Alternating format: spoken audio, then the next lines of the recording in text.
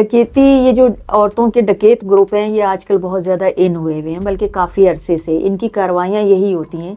کہ یہ گھروں میں نوکری کرتی ہیں، ماسیاں بن کے کام کرتی ہیں یا کھانا پکانے کے لیے، صفائی وغیرہ کے لیے،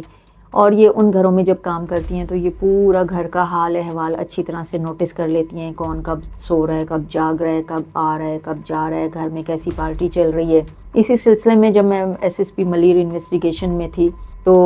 میڈم سعدیہ جاوید جو ابھی ترجمان پیپلز پارٹی ہیں، ان کے گھر میں ڈکیتی کا واقعہ پیش آیا تھا کہ سب لوگ کہیں گئے ہوئے تھے شادی پر، اور پیچھے انہی ماسیوں نے مل کر ان کے گھر میں اپنے مرد ساتھیوں کو بلا کے اور وہاں پہ ڈکیتی ماری، اور بہت بڑی تعداد میں ان کے جو زیورات تھے، جو بڑے ان کے خاندانی زیور بھی تھے اس کے اندر، وہ سب چوری کر کے لے گئے۔ اس کے علاوہ گھر کی کافی ساری قیمتی چیزیں بھی انہوں نے چوری کی۔ جب انویسٹیگیشن شروع ہوئی، FIR ہوئی، وہ عورتیں پکڑی بھی گئیں،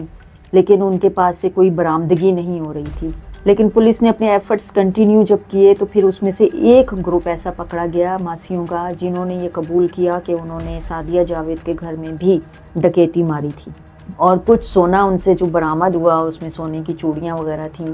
وہ برآمد ہوئیں، تو وہ میڈم سعدیہ جاوید کو جب دی گئیں تو انہوں نے اپنی پہچان بھی لی، لیکن ان کی جو بڑی ریکوری تھی وہ نہیں ہو سکی تھی پوری۔ اس کی کچھ وجوہات یہ ہیں کہ یہ جب یہاں پہ کارروائی کرتے ہیں سندھ میں آ کے، جب یہ گروپ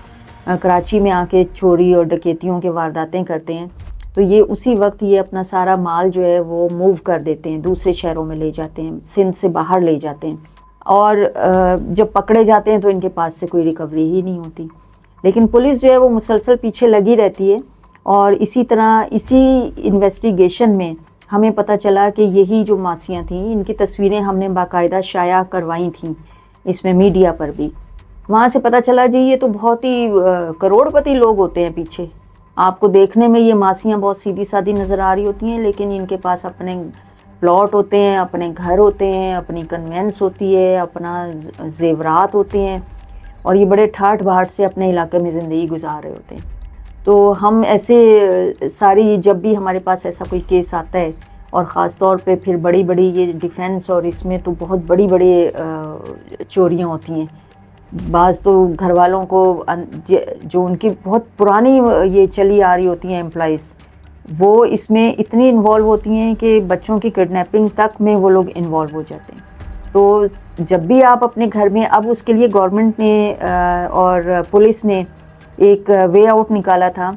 کہ جو بھی آپ گھر کے اندر نوکر رکھیں، جس کو بھی آپ اس کے پورے ویئر اباؤٹ اپنے پاس رکھیں، اور نوکر جب آپ رکھیں گے اس کا شناختی کارڈ لیں گے اور اس کو تھانے میں جمع کروائیں گے۔ تھانے میں ایک فارم فل کیا جاتا ہے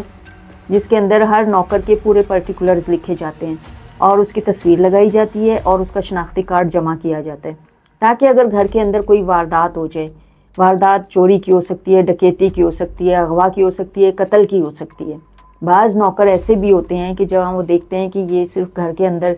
کوئی ایک فرد رہ رہا ہے، میاں بیوی اکیلے رہ رہے ہیں، اولاد ہے، جوان ہے، کوئی روزگار کے چکر میں ملک سے باہر گئے ہوئے ہیں، تو گھر کے اندر خالی میاں بیوی ہیں، بوڑھے ہیں، تو یہ ایسے فیملیز کو بھی ٹارگٹ کرتے ہیں۔ وہاں پہ یہ نوکر بن کے رہتے ہیں، اور اس کے بعد پورا صفایا کر کے،